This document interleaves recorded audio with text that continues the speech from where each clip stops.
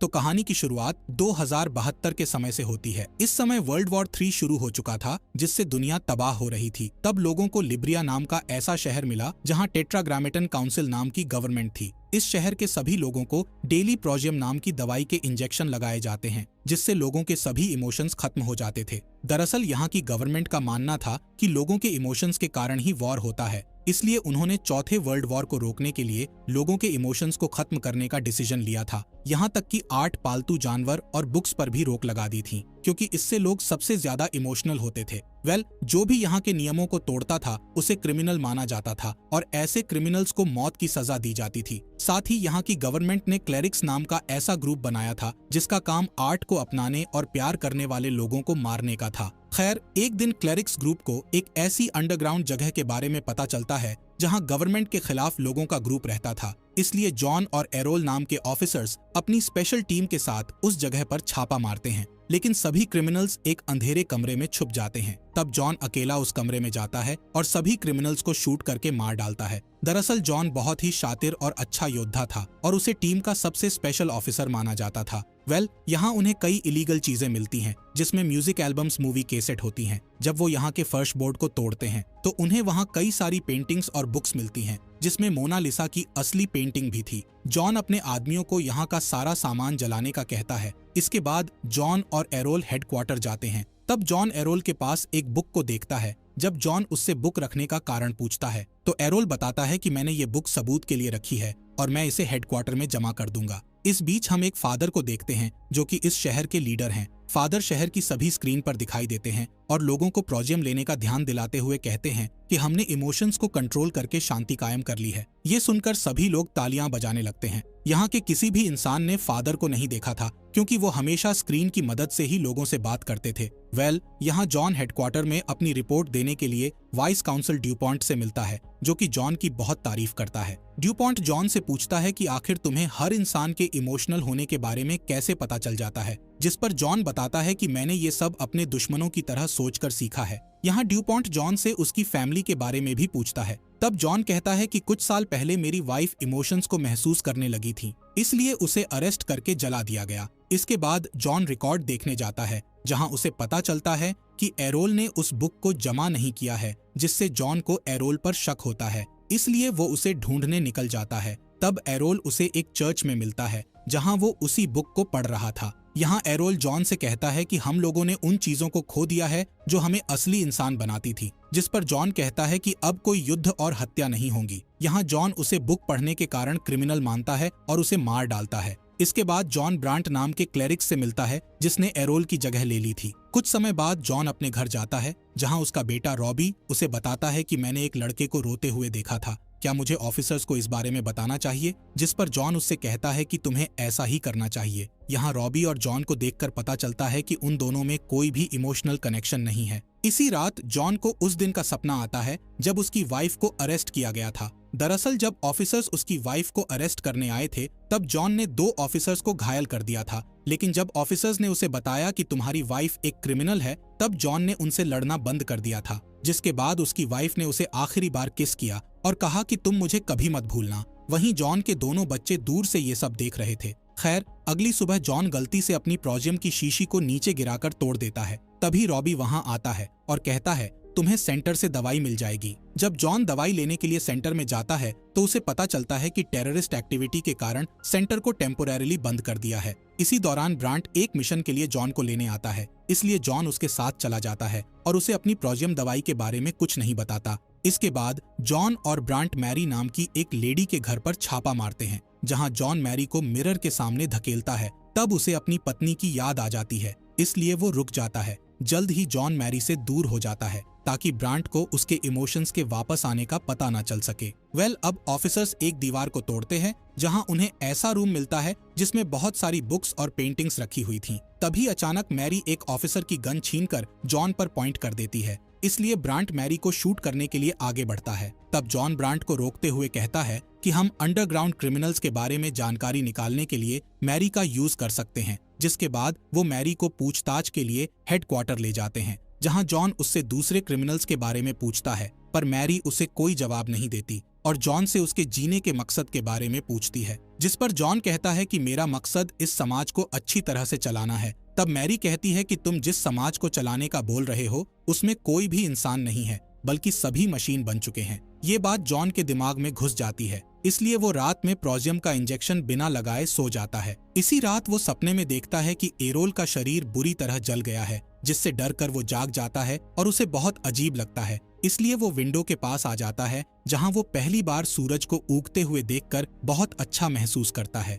अब जॉन प्रोजियम लेने के लिए जल्दी से वॉशरूम में जाता है, लेकिन वो खुद को दोबारा इंजेक्शन नहीं लगा पाता। इसके बाद जॉन काम के लिए निकल जाता है और हेडक्वार्टर के बाहर अपनी प्रोजियम की शीशियों को फेंक देता है। साथ ही वो अपने ग्लव्स उतारकर चीजों को महसूस करता है। फिर वो ऑफिस में आता है और देखता है कि सभी की डेस्क एक जैसी हैं, इसलिए वो उन पर रखी चीजों को सही से रखने लगता है, जबकि सभी को इन चीजों को सही से रखने का मना किया गया था। तभी ब्रांट उसे देख लेता है और उससे पूछता है कि तुम क्या कर रहे हो, जिस पर जॉन उससे झूठ बोलता है कि मैं सिर्फ डेस्क पर जगह बना रहा हूँ। यहाँ ब्रांट उसे अपने अगले मिशन के बारे में बताता है और फिर वो दोनों अपनी टीम के साथ एक जगह पर छापा मारने निकल जाते हैं। यहाँ अंडरग्राउंड लोगों का ग्रुप ऑफिसर्स पर गोलियां चलाता है। तभी एक आदमी जॉन पर हमला करने आता है, इसलिए ब्रांट उसे गोली मार देता है। यहाँ जॉन गलती से उस मरने वाले आदमी की आंखों में देख लेता है, जिससे वो परेशान हो जाता है और उस आदमी को तुरंत नीचे गिरा देता है। तभी जॉन अपने हाथों पर खून देखता है, जिससे उसे और भी बुरा महसूस होता है,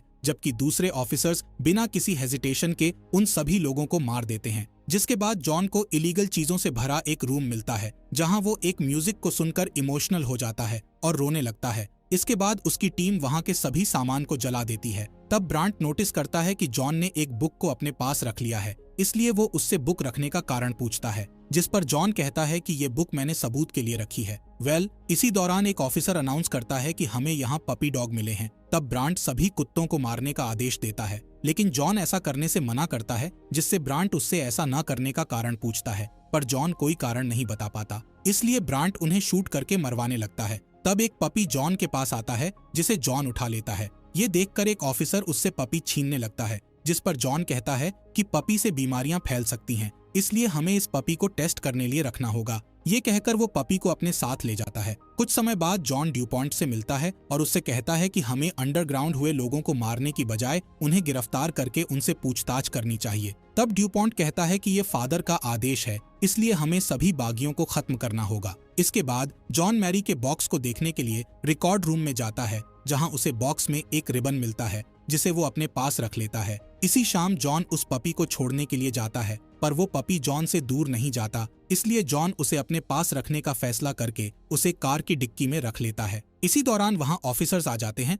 और जॉन की कार को चेक करने का कहते हैं। यहाँ एक ऑफिसर जॉन को पहचान लेता है, इसलिए वो जॉन से माफी मांगकर उसे जाने का कहता है, पर तभी ऑफिसर्स को उस पपी के चिल्लाने की आवाज आती है, इसलिए वो जॉन की कार को चेक करते हैं, जिसमें वो पपी को देख लेते हैं, इसलिए वो उसे अरेस्ट करने का कहते हैं। तब जॉन सभी ऑफिसर्स से लड़ता है और उन्हें मार डालता है। अगली सुबह जॉन अपनी प्रोजियम शीशियों को मिरर के पीछे छिपा देता है और फिर हेडक्वार्टर जाकर अपनी तलवार से प्रैक्टिस करने लगता है। तब ब्रांट भी उसके साथ प्रैक्टिस करता है, जिस दौरान ब्रांट जॉन से कहता है कि कल रात हमारे ऑफिसर्स को किसी ने मार दिया है, इसलिए अब फादर सभी अंडरग्राउंड लोगों को जल्द से जल्द मारने का बोल रहे हैं। यहाँ पता चलता है कि ब्रांट को जॉन पर शक हो गया है कि वो फीलिंग्स महसूस कर रहा है।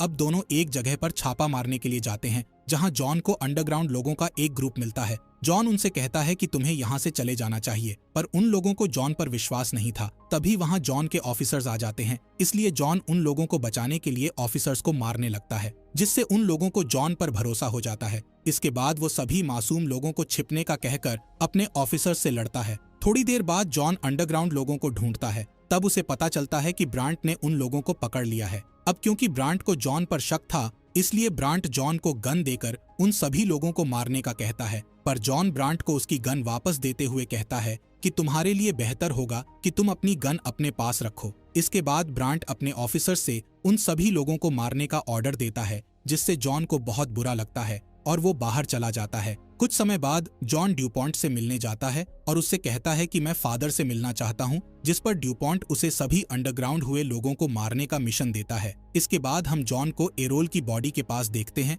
जहाँ वो एरोल से माफी मांगता है। यहाँ उसे एरोल के सामान में बहुत सारी तस्वीरें मिलती हैं, जिसमें एक फोटो में एरोल मैरी के साथ था। साथ ही उसे एक नोट मिलता है जिस पर फ्रीडम लिखा हुआ था। अब जॉन मैरी से मिलने जाता है और उससे एरोल के बारे में पूछता है, पर मैरी उसे कुछ नहीं बताती। तब जॉन उसे बताता है कि मैंने एरोल को मार डाला है। ये सुनकर मैरी एक पेन से जॉन पर हमला कर देती है, लेकिन जॉन उसे नीचे गिरा देता है और उसके चेहरे को छूने लगता है। दरअसल मैरी का चेहरा जॉन को उसकी पत्नी की याद दिला रहा था। मैरी उसे बता देती है कि वो एरोल की गर्लफ्रेंड थी। इसके बाद जॉन वहां से चला जाता है और दोबारा एरोल की फोटोज को देखने लगता है, जिससे जॉन को पता चलता है कि एरोल फ्रीडम रीडिंग रूम नाम की जगह पर जाता था। इसलिए जॉन उस जगह पर जाता है और वहां के टीचर को धमकाकर एरोल के बारे में पूछता है, जिस पर टीचर उसे बताता है कि एरोल यहाँ जर्गेन नाम के एक आदमी से मिलने आता था। इसके बाद जॉन जर्गेन से मिलता है, जहाँ वो जर्गेन को बताता है कि मैंने भी दवाई लेना बंद कर दिया है। इसलिए जर्गेन उसे वहाँ की अंडरग्राउंड जगह में ले जाता है,